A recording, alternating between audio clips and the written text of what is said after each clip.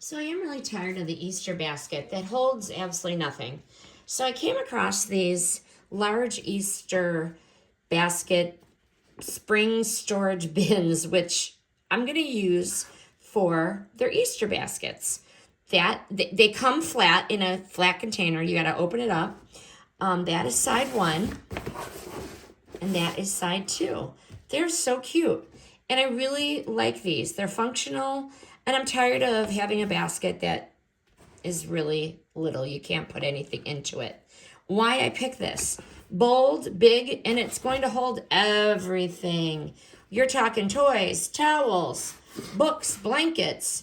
Then they can use laundry, toys, anything. Roomy and adorable. I like the handles. I can take it from the living room to the table without any problem.